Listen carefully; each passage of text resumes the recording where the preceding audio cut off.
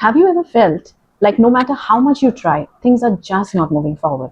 आप job switch करना चाहते हैं लेकिन हो नहीं रहा है, नया कुछ स्टार्ट करना चाहते हैं बट हेल्थ या टाइमिंग आपका साथ नहीं दे रहा है, और आप कंफ्यूज्ड है कि आखिर हो क्या रहा है, क्योंकि शायद ये आपकी लाइफ का अब तक का सबसे डिफिकल्ट फेज चल रहा है और आपको समझ ही नहीं आ रहा है कि एग्जैक्टली इससे निकले तो निकले कैसे।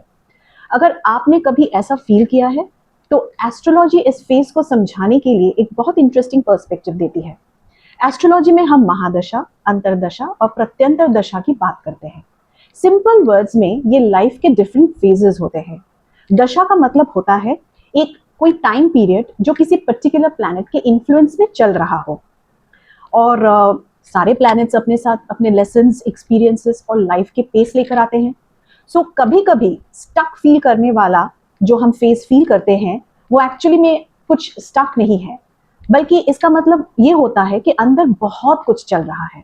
जैसे कि मान लीजिए सैटर्न यानी कि शनि की दशा जब आती है तो लाइफ को स्लो कर देती है। सैटर्न एक कार्मिक और स्लो मूविंग प्लैनेट है। ये हमें पेशेंस, डिसिप्लिन और रिस्पॉन्सिबिलिटी सिखाता है, और इसके प्लेसमेंट के हिसाब से ये हमें लाइफ स्किल्स में भी मास्टरी तक ले जा सकता है। केतु फेस डिटैचमेंट और कंफ्यूजन्स ला सकते हैं ताकि आप अपने इंटरनल डेवलपमेंट और इनर क्लैरिटी पे ध्यान दे सके। Rahu face restlessness, obsession, uncertainty create करते हैं, डायरेक्शन ढूंढने के लिए और धीरे धीरे इल्यूशन से हमें बाहर निकालने के लिए। ये फेजेस आपको रोकने के लिए बिल्कुल भी नहीं आते हैं, ये आपको रीशेप करने के लिए आते हैं ताकि आप अपने पर्पस के साथ अलाइन हो सके, जुड़ सके। जो हमें स्टैग्नेशन लगता है वो एक्चुअली हो सकता है कि इंटरनल ग्रोथ, इमोशनल हीलिंग या restructuring phase, important life lessons, ये सारे फेजेस लाएं। लेकिन क्योंकि ये फेजेस अक्सर स्लो और कभी कभी बहुत पेनफुल होते हैं और हमें इमीडिएट विजिबल रिजल्ट्स नहीं दिखते, इसलिए हमें लगता है कि हम कहीं अटक गए हैं। इस फेज को रेजिस्ट करने के बजाय, विक्टिम मोड में या फिर डिप्रेस्ड फील करने के बजाय, अगर हम इस वक्त अपने आप को डेवलप करने पे फोकस करें, ये समझने की फोकस करें कि ये प्लैनेट्स में सिखा क्या रहा है, अपने स्किल्स को इंप्रूव करें और अपनी मेंटल स्ट्रेंथ को बिल्ड करने में फोकस करें, तो ये फेजेस बहुत डीपली ट्रांसफॉर्मेटिव हो सकते हैं। आप इसमें क्या क्या कर सकते हैं?